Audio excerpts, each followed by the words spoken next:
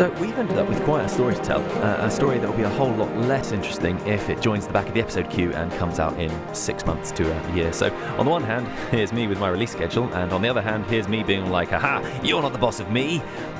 Wait, hang on. So the Channel Islands episodes will come, but like many things right now, they're on hold. So, Jordan. Now, first things first, you may or may not be able to find it on a map. I mean, look, here we go, be my guest. Kudos if you identified this angular shape just inland from Israel and to the left of Saudi Arabia. So this trip was a lot of things. It was the first time setting foot in Asia for me. It was the first time getting properly into the desert.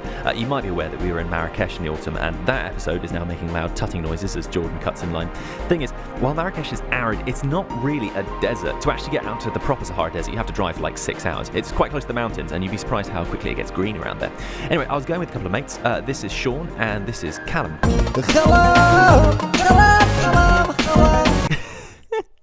I can't tell you how good it is to actually have that jingle made. I swear I had that lodged in my brain for the whole week, and now it actually exists.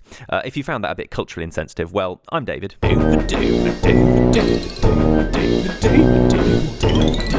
just like that, balance is restored. So this is Jordan. While it's ethnically an Arabic country, it's famous for being pretty tolerant and chill in comparison to, like, for instance, Saudi Arabia or Iraq next door. It's also packed full of mysterious, beautiful places to visit.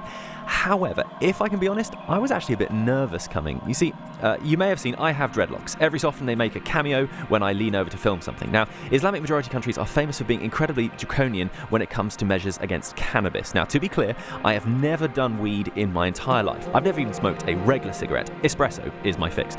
Now, I just had this nightmare scenario that I'd get to Aqaba Airport, they'd take one look at my dreads, pull me into a side room, empty out my bag. I mean, I don't know, was it even possible that some of these officials might be like corrupt, or once they didn't find anything in my bag, they might just plant something there? No, yeah, if you're rolling your eyes at this point, you know, fair enough. Knowing what I know now, it does kind of seem silly that I was that worried in hindsight. But, you know, just to be honest, I was fairly anxious about our arrival. Even the vague possibility of getting into serious trouble at a remote airport in an unfamiliar country outside of Europe is sufficient to make me pretty jittery. I guess it's almost like I thought that Aqaba might be a trap. So we got off the plane. I didn't film this bit, unsurprisingly, because I was trying not to draw attention to myself, and also there was a dude with an assault rifle at the bottom of the aircraft ramp, so yeah, I chickened out of pulling out my camera. Aqaba Airport is tiny, by the way. I thought Guernsey Airport had been pretty compact, but you could probably get from tarmac to front door in under 20 seconds if you broke into a solid sprint. Not that that was my plan. So we queued, got our visa sorted. That's worth talking about, but maybe more on that later. Then the passport window, there's two dudes there, one looking the camera on the desk, and then they gestured to me and pointed, and I thought they wanted a photo of like the side of my head, so I turned my head, but no, they gestured and exclaimed something, and I started low-key panicking. Then I realised they were pointing to my earrings, so I pulled the two halves apart, and they totally bugged out, and that definitely broke the ice. So they laughed, I laughed, you know, great. Then just a quick scanner for the bag. They pulled my camera gimbal out just to see it, and yeah, then off you go. No being pulled into a back room, nothing like that. So, yeah, call it an overreaction. I now know better, but yeah, Jordan was already looking a lot more chill and a lot safer than I'd feared. So, quick cab ride to Aqaba. Aqaba is a resort on the Red Sea. It's actually in the tiny thin corridor of access that Jordan has to the oceans. It's a bit of a puzzle. I don't know exactly how to describe it to you. On the one hand, it's pretty rough and ready in some places. You look around, it doesn't instantly make you exclaim, I must bring some children here. But look, hey, even if there's some dereliction and a bit of fly tipping here and there, there's some familiar Western brands daubed around an assortment of businesses. It's pretty safe, and chunks of it are quite nice. It's got a big old McDonald's, so it's not as remote and unfamiliar as all that. We were kind of taking it easier in the evening, so we wandered into the centre to browse a few restaurants and happened upon this place and had a long, slow meal. We ordered a Mexican beer, whatever that meant. We were warned it was non-alcoholic, but yeah, cool, whatever. What arrived was a distinctly German 0% and a glass containing what turned out to be lemon juice and ringed in salt. I can't say it was great, but alcohol isn't super readily available in Jordan. It varies place to place, but if you look, you might be able to get it from some, I don't know, shady liquor store. Okay, yeah, so look, just don't walk the streets with an open tin. Keep it on the down low, yeah, drink at home, you'll be fine. The food was nice, about 5 dinars a dish, so pretty cheap. We tried a dessert, which turned out to be a bread and butter pudding kind of thing of sorts, that was nice. And then there was this Rahway coffee, which is essentially a Turkish style of coffee that you make at your table with like a little brass lamp and everything. I was just too excited, this completely made my day. So, pretty chill first night. Our hotel? Well, prestige is a stretch, but it was nice. Host was very friendly and helpful. Everyone's English so far had been really impressive, by the way, which is good because I was definitely underprepared for Arabic. So, yeah, I mean, seriously, big kudos to everyone in Jordan who's got their English down.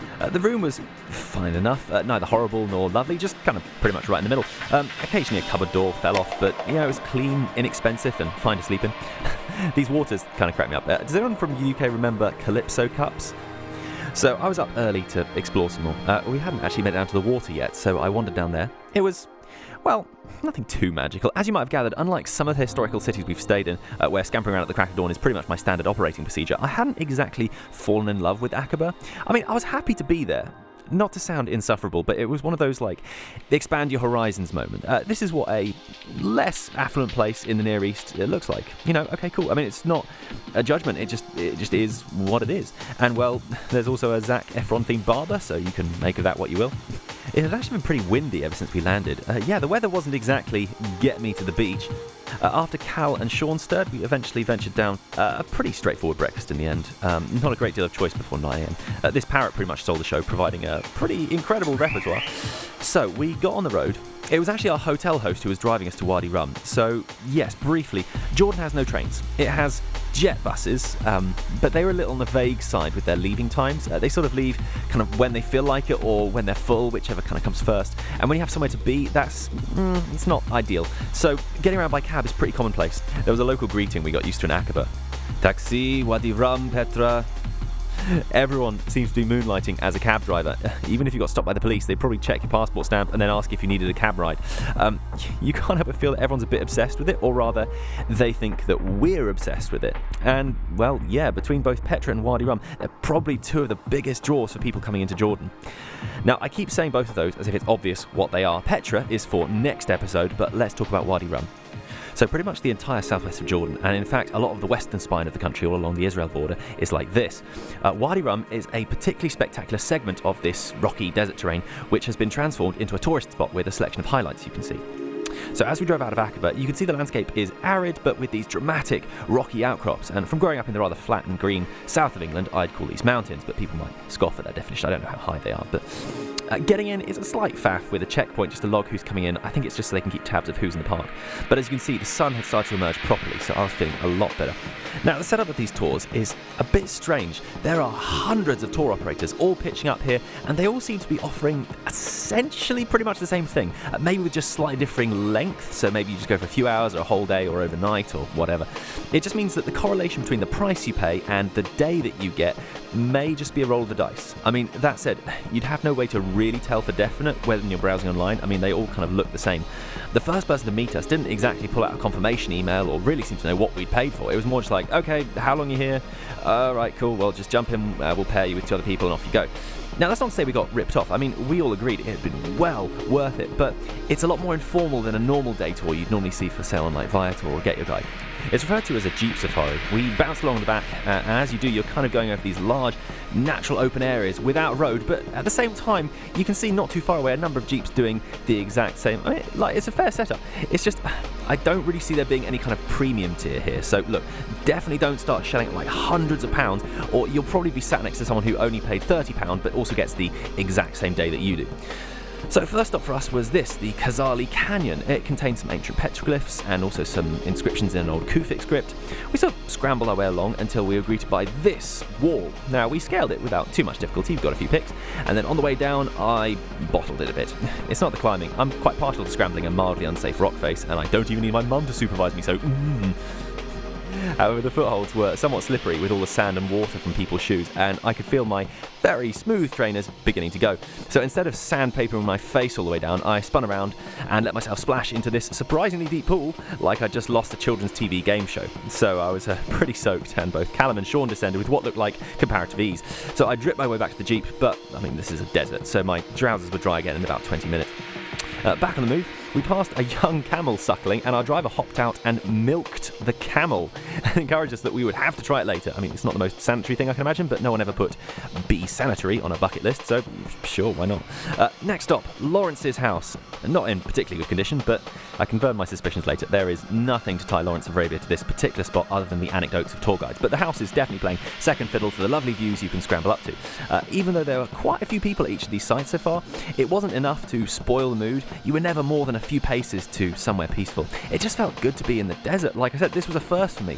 There really aren't a lot of deserts in Northern Europe, and it felt great just to take your time and be in the landscape. Okay, on the move again. Getting usable footage from the back of a moving Jeep is not an easy task. I couldn't resist trying to get as many of the beautiful scenes that bumped past us, but a lot of it is virtually unusable. Next stop was a mushroom-shaped rock. Not quite as mushroom-shaped as the one we saw in Brittany, but yeah, pretty cool. The footage was somewhat spoiled by this guy just sitting laughing at memes under there for, I swear, like an hour. Could you find some shade somewhere everyone here isn't trying to photograph? Douche. So we sat down in the tent with some others and were given a packed lunch. Again, this seemed to be standard issue to everyone who arrived, so yeah, don't expect a premium. I mean, a lot of the components I wasn't super sold on. I'm not a big fan of tuna, as it happens, but yeah, okay, I just sort of chomped down the rest. The tea we were offered was pretty nice. The idea was to provide an authentic Bedouin experience. Now, I can't be the only one who instantly gets more suspicious when something makes a claim to authenticity. Then again, I'm not an ethnographical scholar of Bedouin customs either. Either way, I mean, this was serene enough just to take in some time and enjoy the shade and some tea. I mean, okay, sure. Back on the move. A little bit more overcast now, but the cool it brought was welcome. We parked up in a canyon and told this was somewhere we could use the bathroom if we needed. Not that there was an actual bathroom, just a large canyon where if you walked far enough you'd be functionally screened from view. Don't think we were the first nor the last tour to use the canyon for this purpose, so we'll call this Poop Canyon. Another tea stop. Moving on, everywhere you look, there were these new beautiful landscapes, and yet, after a while, I just couldn't keep up with filming all of them, because they all kind of merge into one after a while. It was something of an overload. It was probably for the best. It made me film less and look more. We were dropped on the other side of this canyon to sort of walk and climb through a little. This is where I had to be disciplined as an editor. I'd love to cut every single clip I took in the day together and make this episode into a feature film, but nobody wants to see 2 hours of handheld desert footage, so on we go. It's about 4 p.m. by now. We got to this rock bridge, scrambled up. Not a straightforward climb exactly, but plenty of people trying, and after making an idiot of myself at the Khazali Canyon, I was anxious to prove that, yes, I'm a big strong boy who can climb things all by myself. Of course, the irony here is that all these pretty shots of the bridge are taken from below, and once you're on top, that nice view vanishes. Oh my goodness, I'm so glad I could be up here to see this Jeep parking lot. Oh, it's so beautiful. Anyway, cool. Next, this sand dune. Big deal. What's the fuss about... Oh. So this was the high point of my day, both figuratively and literally.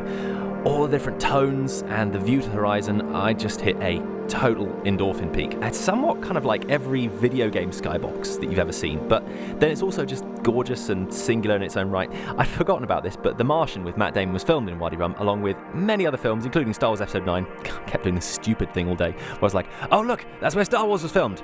Oh, no, wait, no, that's where Star Wars was filmed. No, wait, that's where... Look, okay, fine. Star Wars was filmed here somewhere. Do yourself a favour, by the way, and run down this dune. Like, the camera doesn't really sell it, but you can basically clear about 2 meters in a single bound, and the sand cushions your feet, so you can kind of fly down it at speeds that you really shouldn't be able to run on foot. And hey, if you do face plant, it's a pretty soft landing. Next, chicken-shaped rock. Yeah, okay, fine. The sun was getting lower in the sky, and even though I was floating after such an incredible day, I was pretty bushed. We could see this beautiful rock face in the distance, and I was just hoping we could stop somewhere just so I could get a proper shot of it, and then we stopped at our camp for the night. Oh, that was a wonderful surprise. I mean, bear in mind, all day we'd been seeing these little squares of Bedouin tents dotted pretty much everywhere throughout, and they're all pretty much cut from the same cloth. I mean, literally, there's got to be somewhere mass producing these because they're all identical, like same material. I think the idea is to imitate that scene where Alec Guinness is introduced in Lawrence of Arabia, but I don't know, chicken or the egg wise, which came first, the film or the pattern, or I don't know. Anyway, the actual inside of the tents is pretty cozy, though tent is a bit of a misnomer. They're essentially huts lined with material on the outside and on the inside, but look, they're pretty nice. You're given these extremely thick, heavy blankets, so it's pretty impossible to get cold in the night. Anyway, the camp we'd stopped at was easily the best located I'd seen all day, in full view of this, and we were there in time for sunset, and I just walked out barefoot on the sand, and it felt incredible. The camp is pretty great. It has running water. The shower block actually backs directly onto the bare rock of the cliff, which is kind of cool. There's plugs for charging if you need. There's no Wi-Fi, but we weren't expecting any. Actually, I think that's kind of a point in its favour. We had dinner, which turned out it was cooked with hot coals buried under the sand. Now, the big reveal didn't exactly work on camera. The light was a bit too low, but I think we were mostly all impressed that the chicken and the vegetables didn't get covered with sand when they got pulled out. It was a pretty close call there. Now, the other guys loved this. I was a bit lukewarm on it. Like, it was okay, quite simple food. So, before I forget, this particular camp is called Desert Moon. Now, like I keep saying, your Wadi Rum day is probably pretty much clone stamped no matter how much you've paid, but I would really recommend this camp in particular if you can manage it. Again, now don't mishear, anyone who wants to tell you about how authentic it is, this is not some sort of historical reenactment of actual historical Bedouin life, actually trekking long distances through the desert, and you can be pretty grateful for that, because if it were the case, you'd find your whole stay perfectly miserable. It would be pretty pared back and Spartan. You'd have to take a trowel to go poop, there'd be no running water, no light except the campfire after 6 p.m, sleeping on the floor. The majority of you do not want that, don't kid yourselves. All the modern touches, the running water, the power sockets, the lights, are all there to allow you to relax. Except perhaps these speakers. Learn of the traditional customs of the Bedouin in the historical surroundings of the Desert Moon camp. So yeah, just go ahead and be grateful that they've made it so inauthentically comfortable for you, because any actual attempt at authenticity would get nothing but angry 1-star reviews from Western visitors. I woke up the next day to a more hazy, cloudy desert, a quick breakfast, and we had one last thing, a camel ride. Now, I've already stressed on this channel before not to take horse carriage rides in hot countries. The animals just really look unhappy, they don't seem to be well treated, it's not a good setup. So, I don't know, before I got on the camels, I thought for a while about whether I was being a total hypocrite. Now, the camels were quite chill. They seemed well tended to. They only allow rides in the morning when it's cool, so the camels aren't having to exert themselves in heat. And all in all, I mean, they weren't tended to like household pets, but they did seem to have a pretty good level of well-being. Had it been lower, I might have had to abstain, but us taking a short camel ride on a cool morning was not going to be causing these guys any distress. Thankfully managed not to faceplant when the camels stood up, so passed the first tourist test there, and off we went. The guide was just slowly leading the camels for a walk. It was actually pretty chill. I was very comfy with a fair number of coverings on the saddle there. Took in the vastness of Wadi Rum, although, like the jeeps, the gait of the camel is not a great platform for filming. It was nice being in the company of them though, and it's an opportunity that doesn't present itself very often. Also managed not to faceplant as they abruptly sat down, so that's 2 for 2. So that was a really great experience, but as a bare minimum, please keep an eye on animal well-being as a first priority before you accept any animal rides. These guys, I'm happy to say, seem pretty content and well looked after, but that is not guaranteed to be the case. Okay, so back in a jeep and back to Wadi Rum village. We slid into this rather basic cafeteria to wait for our cab, but yeah, okay, credit where it's due. They didn't slide us Nescafe. It was, again, a pretty nice Turkish coffee. Now, we have a lot more stories to tell, and I mean really a lot. But as ever, the discipline to not keep these videos too long means it's time to park this one. But in the next episode, it's the place that draws the most people to Jordan out of any other attraction, and it's listed as one of the new 7 wonders of the world. Next episode, we are going to Petra.